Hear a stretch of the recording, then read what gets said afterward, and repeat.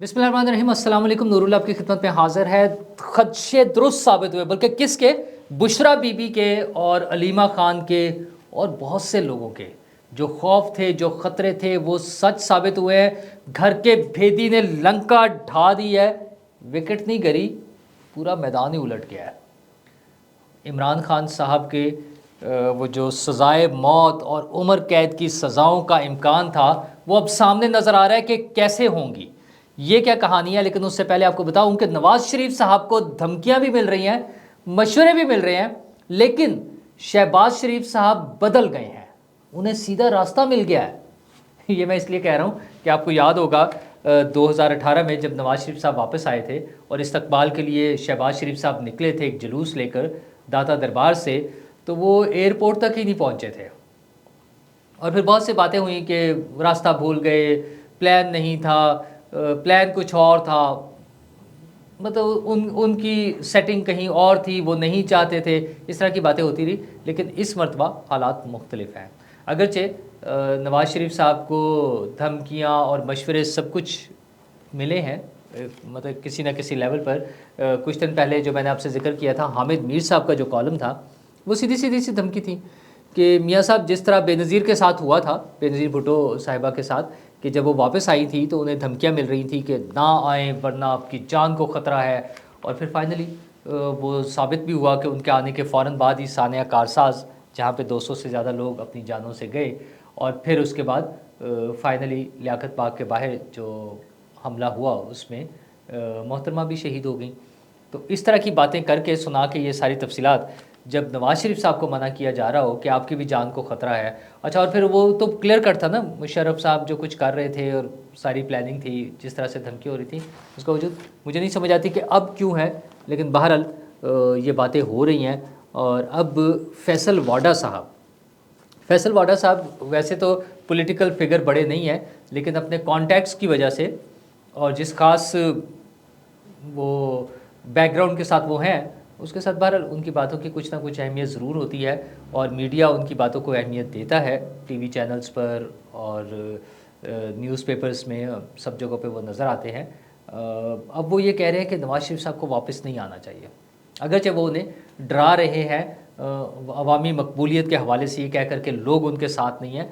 लेकिन ये तो आने वाला वक्त बताएगा। जब मियाँ साहब आ जाएंगे, उनकी पार्टी जिस तरह से तैयारियाँ कर रही है, मैं 2 दिन से बार बार ये बात कर रहा हूँ कि इससे पहले नज़र नहीं आता था नून लीग में ऐसी हलचल और नवाज़ शरीफ साहब की तैयारी के हवाले से कोई सीरियस एफर्ट्स नज़र नहीं आती थी, लेकिन अब नज़र आ रही हैं। और कमाल तो ये है कि अब शहबाज शरीफ साहब मैदान में निकल आए हैं अपने भाईजान को सपोर्ट करने के लिए। वो जो रास्ता भूले हुए थे लास्ट टाइम जब नवाज़ शरीफ साहब के इस्तकबाल के लिए जाना था और उन्हें रास्ता नहीं मिल रहा था, अब उन्हें सारे रास्ते आते हैं।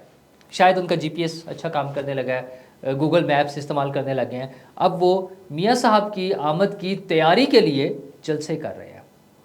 अब जलसे छोटे हैं बड़े हैं, ये एक अलग सेपरेट इशू है, लेकिन वो भरपूर तरीके से काम कर रहे हैं। उन्हें पता है कि नून लीग की सर्वाइवल इसी में है कि नवाज़ शरीफ साहब वापस आएँ और पॉलिटिकल जो है प्रोसेस में शामिल हों, सियासी तौर पे क़यादत करें अपनी पार्टी की। और शहबाज शरीफ साहब की भी वैल्यू तभी है, नून लीग मजबूत होगी तो शहबाज शरीफ साहब की वैल्यू है।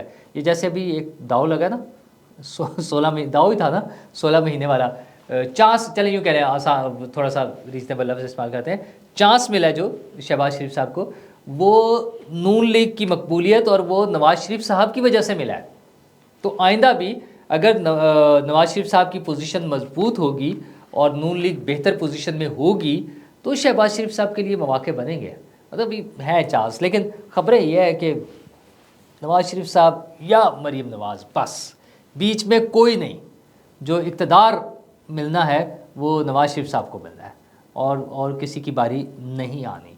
लेकिन बार अभी थोड़ा सा टाइम है, मियाँ साहब वापस आ जाएंगे, अपने अदालती प्रोसीजर से निकलेंगे, इलेक्शन लड़ेंगे, और अगर इलेक्शन होते हैं तो ये सारी चीज़ें होंगी और फिर इक़्तिदार की बारी आएगी। वो अपने खुर्शीद शाह साहब है ना, वो तो कह रहे हैं कि जनाब नून लीग और जो जमीयत उलमा इस्लाम है वो गलत रास्ते पर जा रहे हैं और अंधेरे की तरफ जा रहे हैं। लेकिन बार खुर्शीद शाह साहब की बातों पर भी, उनमें भी अपनी जगह पर कुछ रिजर्वेशंस रहेंगी। मसला ये है कि ये दोनों पार्टियां इक़्तिदार के लिए क्लियर है, उन्हें नज़र ये आ रहा है नवाज़ शरीफ साहब की पार्टी को कि अब इक़्तिदार हमें ही मिलना है। और उसकी एक बड़ी वजह पीटीआई का सफाया है। इमरान खान साहब मुसलसल जेल में हैं और उनके जेल से बाहर आने के इम्कानात ना होने के बराबर हैं। जो थोड़े बहुत थे वो भी ख़त्म हो गए हैं, और ख़त्म इस वजह से हुए हैं कि घर के भेदी ने लंका ढा दी है। और कल ही जो अलीमा खान साहिबा खदशात का इजहार कर रही थी, और उससे पहले बुशरा बीबी साहिबा जिन खदशात का इजहार करती थी, वो दुरुस्त साबित हो रहे हैं कि साइफर केस में और 9 मई के केस में उनको लंबी सज़ाएं हो जाएंगी। और 9 मई के केसेस में तो सज़ाएं भी ख़तरनाक होंगी। ख़तरनाक इसलिए होंगी कि घर के भेदी उस्मान डार साहब ने बयान दे दिया है, सामने आ गए हैं और बयान दिया है, और उन्होंने कहा है कि 9 मई के वाक़यात के ज़िम्मेदार इमरान खान साहब हैं। ये तमाम प्लानिंग हुई थी और तमाम प्लानिंग के पीछे इमरान खान साहब हैं। लोगों की जहन साजी हुई और इसका मकसद बड़ा क्लियरली, उससे पहले जो लॉन्ग मार्च था उसका मकसद जनरल आसिम मुनीर की तैनाती को रोकना, और 9 मई के हंगामा आराई और बगावत का मकसद आसिम मुनीर साहब की छुट्टी कराना थी। तो बगावत की कोशिश, बगावत पे उकसाना, बगावत के लिए कोशिश करना, लोगों को मोटिवेट करना, उनकी जहन साजी करना, मास्टरमाइंड बनना, हंगामे कराना, जलाओ घेराव कराना, लोगों को कत्ल कराना, ये सारी चीज़ें जो है आप फिर सोच लें कि वो किस तरफ लेकर जा रही है। केस का फैसला क्या होगा, चीज़ें ऑब्वियस है, इसमें किसी एक्स्ट्रा साजिश की, किसी और चीज़ की ज़रूरत नहीं है। डार साहब आ गया मंजर आम पे, इंटरव्यू आ गया, बयान आ गया, बड़ा खुल के उनका वो जो बाहर वर्कर्स रखे हुए थे, वो एक ह्यूमन शील्ड बनाई हुई थी, उनकी जहन साजी की जा रही थी, क्या क्या कुछ किया जा रहा था। फिर उन्होंने 9 मई के वाक़यात की मज़म्मत की, ज़ाहिर यही बनता था, और पीटीआई को और सियासत को छोड़ने का ऐलान किया। उस्मान डार साहब सियासत छोड़ दें, पीटीआई छोड़ दें, लेकिन वो तो अपनी जगह पहले भी कई लोग कर चुके हैं, लेकिन उनका ये बयान जो है बड़ी अहमियत का हामिल है। सीधा सीधा सा एक बड़ा हमला है इमरान खान साहब पर। वो कहते हैं ना, ये इमरान खान साहब की विकेट नहीं गिरी, ये तो पूरा मैदान उलट गया, उनसे मैदान ही छीन गया। वो मैदान हो तो विकटें गिरती है ना, 1 गिर गई, 2 गिर गई, चले बाकी खिलाड़ी हैं, कोई और खेल लेगा। खान साहब के लिए कोई गुंजाइश ही नहीं बची है। लंबी सज़ाएँ, जो मैक्सिमम सज़ाएँ हो सकती हैं, मतलब मैं वो लफ्ज़ क्या कहूँ अब मैं, लेकिन खान साहब के लिए बुरा वक्त शुरू हो रहा है। ये जो इतने दिन से चल रहा था कि कोई ठोस चीज़, कोई सॉलिड चीज़ नहीं है, वो फ़ौजी अदालतों में भी मुकदमात, अभी 2 दिन से हमने आपसे खबर शेयर की है कि फ़ौजी अदालतें बन गई हुई हैं, उन्होंने काम शुरू कर दिया हुआ है। तो साथ ही फ़र्द जुर्म के मामला चल रहे थे, इन्वेस्टिगेशंस अपने आखिरी मराहिल में हैं, चालान जमा हो रहे हैं मुख्तलिफ़ केसेस के। तो उसी में ये बयान जो है, वो कहते हैं ना ताबूत में आखिरी कील, वो समझ लें आप। इस बयान के बाद अब बचना मुश्किल है। पीटीआई के लीडर्स जो हैं वो अब बयान दे रहे हैं कि ये ज़बरदस्ती किया गया है, उनको फोर्स करके किया गया है, फोर्स डिसअपीयरेंस थी, गन पॉइंट पर उनसे ये बयान लिया गया है। अपना जो है उस्मान डार साहब की वालदा की एक वीडियो आ गई है जिसमें वो ख्वाजा आसिफ को उनको इल्ज़ाम लगा रही हैं उन पर कि तुमने ये कराया है, तुमने गन पॉइंट पर मेरे बेटे से ये बयान दिलवाया और मैं अब इलेक्शन में हिस्सा लूँगी, मैं इलेक्शन लड़ूंगी। मोहतरमा अब थोड़ा सा लेट हो गई हैं चीज़ें। अब कौन सा इलेक्शन, कौन सी पीटीआई, ख़ास तौर पर ये उस्मान डार साहब का बयान जो है, जो अभी तक किसी की तरफ से इतना क्लियर कट बयान नहीं आया था उनका कि जी वहाँ पर हमने बैठ के सारी ये प्लानिंग किया। फिर उन्होंने बताया, उनका ये 2 ग्रुप बन गए थे हमारे, जिसमें से एक ग्रुप जो है वो फ़ौज से महाज आराई चाहता था, और उस ग्रुप की उन्होंने तफसील भी बताई है, जिसमें हमाद अज़हर हैं, मुराद सईद है, आज़म सवाती हैं, फ़ारूक हबीब हैं, कि ये लोग मिलकर ये फ़ौज से महाज आराई चाहते थे। बाकी तो ज़रा थोड़ा सा वो मुफाहमत भी चाहते थे, लेकिन ये फ़ौज मुखालिफ जो है एक ग्रुप बन गया था और इमरान खान साहब को इन्फ्लुएंस कर रहा था, और इमरान खान साहब इन्फ्लुएंस हो रहे थे। दूसरा उन्होंने कहा जी ये तमाम चीज़ें जो है इमरान खान साहब ही की वजह से हुई हैं। वो जो 2 हुकूमतें तोड़ी हैं, अगर वो हुकूमतें ना तोड़ते, पंजाब और केपी की हुकूमतें डिज़ोल्व करने का जो मामला था, अगर वो ना करते तो शायद मामलात 9 मई तक ना पहुँचते, इस नहज पर ना पहुँचते। लेकिन इमरान खान साहब ने खुद किया, उनका खुद से दिल था कि यही किया जाए। और अपना तो उन्होंने कहा जी मैं तो, हम वो नौजवान थे जो नए ख्वाब देख कर निकले थे, दो पार्टियों से हट के एक नया रास्ता देख रहे थे, एक नई ऑप्शन देख रहे थे, लेकिन सब कुछ ख़त्म हो गया इमरान खान साहब की वजह से। और ये 9 मई का वाक़या जो है, इसकी तो जितनी मज़म्मत की जाए कम है। ज़ाहिर है वो तो जनरल सी बात उन्होंने करनी थी और ख़ुद तो वो छोड़ गए हैं सियासत, लेकिन इमरान खान साहब के लिए कुछ नहीं छोड़ा उन्होंने। आप यकीन माने ये अब तक का सबसे बड़ा धचका है।